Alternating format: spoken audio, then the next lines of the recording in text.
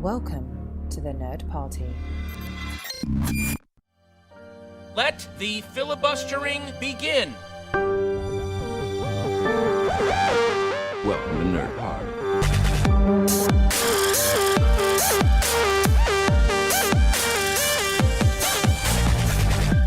Hello, we're 10 days into our Edinburgh Film Festival coverage and I'm still awake and still trying to bring you as much podcasts and interviews as I can, but we've got a double bill dropping on the Nerd Party filibuster feed today. Up first is an interview with the legendary Dante, director of Gremlins, The Howling, Small Soldiers and countless other of your favourite cult movies. I was in absolute awe listening to him speak with such insight and experience, and I hope you'll enjoy our conversation, and thanks for Joe for giving up his time to speak with me today.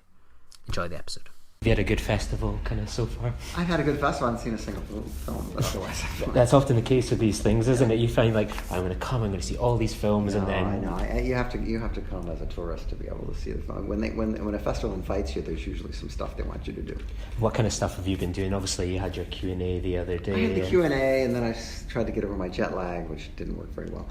I saw some friends, some people who I know who live here, and I've been trying to do some location scouting for something that I'm thinking about doing. Excellent, because obviously, like, kind of, I suppose Edinburgh in particular ended up in like the Avengers last year and stuff. No, like I know. that. Everybody tells me there. Everybody's so proud of it. Yeah, no, I think I remembered like for like they were here for like months and months on end, and you thought, oh my god, it's going to take up like the entire and then film. When you saw the movie, it was like gone. But they managed to say Edinburgh correctly, which is very rare in American movies and American talent, so they'll get a free pass for that. I'm always kind of curious with like sort of Q&As, and then tonight you're introducing The Howling. Was it like 35, 36 years old now?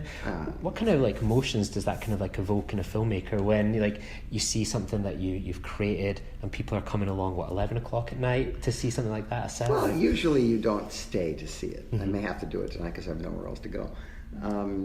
It's I mean, on the one hand, it's rewarding to know that people still remember something that you did when you were younger. But on the other hand, it's a different movie when you see it with a big audience than it is when you watch it on television. You seem so many of your movies still resonate after all these years with audiences. Everything you seem to do just brings a huge audience. What do you think the kind of your success is? Why do you think people resonate with your movies? I have no clue why that is, but I've been lucky that movies that I did that even didn't do well theatrically became very popular on home video. I mean, home video has saved the bacon of a lot of people from my generation who did movies that were called quote box office disappointments, and for whatever reason.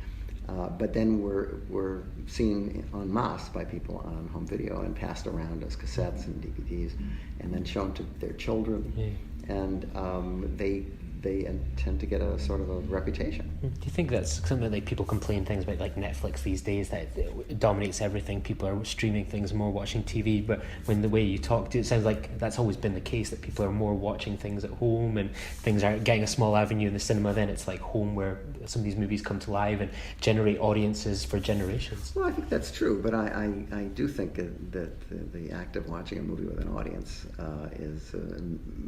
presents the movie in a different light than it does when you simply watch it on a computer screen or even at home with your kid. Movies are meant to be shared, and particularly comedies, which are much funnier when there's an audience laughing around you, and horror films also, because it's a communal thing of watching people be scared and gasp and scream and all that kind of stuff. I mean, the people like Hitchcock, who had these great careers with movies that manipulated audiences. If those movies had only been seen in small rooms, on small screens, they wouldn't be remembered today. Yeah. Obviously, The Howling's the film getting shown tonight. What do you think why do you think this one in particular stood sort of the test of time, that it's not too far off 40 years, it's a sellout tonight, it's probably still considered the best werewolf movie of all time. What do you think why do you think it's that movie standing up? I think it's partly because it's part of a group of movies that I did that are sort of lumped together as sort of semi-classic or something like that. And also, it sort of broke ground in the sense that it was a self-reflexive movie about, it was the first one of those genre pictures in which the characters knew as much as the audience did. Yeah. And so they didn't have to get bombarded with, a long harangue about what a werewolf is and what the rules are. It was all shorthand, and that became subsequently very popular in the Scream movies, and the idea that they make movies today about characters, about movies about the tropes of horror movies. It's a little abstract, but I think that it also has good characters. I mean, the movie has good characters, it has good special effects, and it's got good music, and it's well shot, and it's an entertaining movie, and it's only 90 minutes, which is a big plus these days, where movies are running 3 hours. Yeah, as you kind of described that, like a lot of these movies and Gremlins were like summer movies, and then there's so much use of practical effects, kind of a good running time.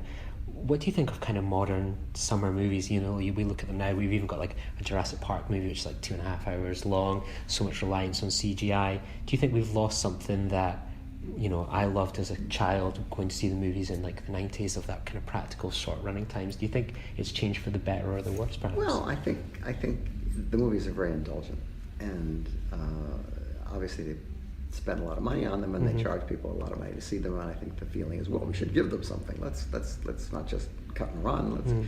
On the other hand, exhibitors go, give me a short movie, I can play it more often. In the case of some of the Marvel movies, I mean, there's so many characters now that they have to serve, that the movies have to be that long in order to cram all these characters into it. And that doesn't necessarily make, I don't think, for a particularly satisfying movie. And also the tendency these days is to have many climaxes. And any one of which would have been fine for a movie in the 1980s, but now there's, the guy's got to hang from the helicopter and have a fight on the girder, and then he's got to crash into the blimp, and and it's like, all right, I get it. And that's before you even have a post-credit sequence as well. And at a certain point, you just sort of get numb. It's sort of like, okay, I get it. Even the greatest special effect, if sitting for 2.5 hours, isn't really going to have the same effect as it would in the beginning of the movie. Do you think when I kind of was sitting there thinking, when you get told, oh, you're going to interview Joe Dante today, it's like, oh my God, and you're thinking like all the movies you've done, things like Gremlins, The Howling, Small Soldiers, so many movies, and you think they can't be pigeonholed. Has that always been something that you've tried to do through your career, try and pick different things that appeal to different people and ages? Well, not consciously. I mean, I do have a rule that I try not to make anything that I wouldn't go see. And as a result, I have turned down some fairly successful movies, but I wouldn't have been the right guy to do them, because they didn't speak to me. The movies that I've chosen to do, many of which have been offered to me, are always movies where I felt that I could make a difference, that this would be a different movie if I made it than it would be if this other guy made it. And so by continuing that plan, I've managed to make movies that basically satisfy myself, which is really the only person you're making the movie for. When you think of things like, say, Gremlins and Howling and their use of practical effects, and Small Soldiers was a movie that I absolutely loved. I was a 10-year-old when it came out, had the toys, naturally, went to see it at the cinema, and I loved it. Your use of kind of even things like Looney Tunes, like using special effects, incorporation, practical effects, is that something that you particularly enjoy in a project, something where you can roll your sleeves up? It's not just simple, we've got the actors, we need to create something as well, we need to have the actors working with, practical effects, practical inventions. Well, movie directing is basically problem solving, and the movies that I'm attracted to are movies that have usually some fantastical element that you can't see on the street. The techniques, of course, have changed completely in the time that I've been making pictures, but that's because the technology has advanced to a point where when you see a Jurassic movie, I mean, those dinosaurs look real. When you see one of the new Planet of the Apes movies, the work is phenomenal. However, that alone doesn't make the movie work. The difficulty in making these pictures, if you watch the older horror and science fiction pictures, you often find that the effects don't seem to be quite as convincing as the effects we have today, but the stories are often better, and my view is that if the story is good, it doesn't matter that the effects aren't quite up to snuff. But if the effects are great and the story is just the same old thing that you've seen 100 times, or it's number 5 in a series of pictures that are basically remakes of the first one, then it seems like a lot of work for nothing. Because I think, like, you know, it's one of these things that you always get asked, oh, are you going to do a Gremlins 3, Gremlins 3? And with something like Gremlins 2, that, you know, creating something again, is that something you like to kind of try and avoid? Or something like doing Gremlins 2, you feel, I've kind of just got to do that? Well, you try not to repeat yourself, which is why Gremlins 2 is so different from Gremlins 1, but also the technology had changed immensely between the two films, and it dictated the things that we could do. You had them do things in the sequel that they could never have done in the original. And I know I'm also a big believer in practical effects. I think that they're better for the actors. I'm perfectly happy to augment that with CGI, which is a wonderful tool. If we were making a Gremlins movie today, I would still use puppets, but the CGI would allow me to put the puppeteers right up next to the puppets and then do another pass, and you could erase them. So you'd have great puppet work.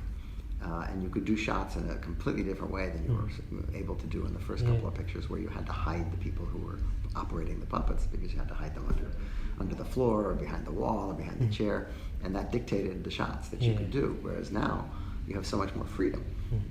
The problem with making another Gremlins movie is why. What's the point? What's the story? What do you have to add to this legend? Exactly. It seems there's so much kind of emphasis on nostalgia, things coming round in circles, and it's like, no, don't do that and stuff like that. But it amazes me sometimes that it's been one of these movies, and probably for many of your movies, that they've not rebooted, they've not made like a reboot of them. I think they did one for, what was the... No, they made a reboot of the Howling. They made like 7 of them. Yeah, it's crazy, isn't it? It just baffles me. But I always think of you as you're always you're going with the times. You're not someone that just sticks with direction. For example, I think of like Trailers from Hell. That's something thoroughly modern as well, you know, the online web platform. What kind of attracted you to this project? It's something I think is just fantastic. Well, I started making trailers, and I had a rather large collection of trailers, and they weren't doing me any good. They were just sort of sitting in my vault, and I thought, well, maybe I'll put them online. And then I thought, well, anybody could do that. What can I do that's different? So I took a couple of trailers for pictures that I liked, and I did a commentary for them, and I put them up, and nothing particularly happened. It was on the internet, you know, people have to just find stuff. But some friends of mine saw it and said, oh, I have a couple of pictures I'd like to talk about. And it just basically grew as other filmmaker friends of mine gave me things that they wanted to talk about. And it ended up being, over a period of 8 or 9 years, not remunerative, believe me, we don't make any money, but a way to point people to movies that they might not know existed, or certainly aren't familiar with, and particularly young people who don't have a chance, the chance that I did, to see a lot of these movies, you know, in their normal course of events, and to get them familiar with things that they might not know about otherwise. It's a curative service, because there's so many things available, so many titles on Netflix that like somebody has to say, well, skip this one, but see this one. And the reward for it is when people come up to me and say, you know, I never heard of this movie until I saw it on your show, and then I went and saw the movie and I like it, and I like the guy who made it. I want to see more of his movies, and it's like sort of giving back. You know? What are the movies that are kind of attracting your attention these days, where you think, I really love that, or that surprised you? What's the movies that are kind of on your DVR? Well, I don't tend to go to many studio movies anymore. I still go to the movies a lot, but I don't go to blockbusters generally. I go to indies. I don't really hang. When I was in college, I saw everything. Everything. I can relate but to I had that. Time. Now I don't have the time, so I try to pick and choose what I'm going to see. And so when I, for instance, went to see Monster Calls, which is the picture that Bayona made before. It's incredible, isn't it? I thought it didn't make any money. It wasn't very successful, but it was, I thought, a lovely movie.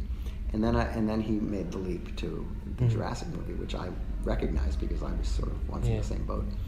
And I hope that doesn't lead him to not away from the kind of interesting personal movies that he was doing, as it has with my friend Guillermo del Toro sometimes, who has you know, interspersed his personal movies with some of the studio assignment pictures that he's done, which I don't think are as good. But I still keep up. I mean, I try to. There's a new movie about the one with Toni Collette, which I haven't seen yet. Oh, Hereditary. Hereditary, which I've heard a lot of things about, good and bad. But it seems to split opinion, doesn't it? But I saw the trailer and it looked interesting, and so I'd like to see that. But I'm way behind. I mean, it's a little harder to find the time to see these things.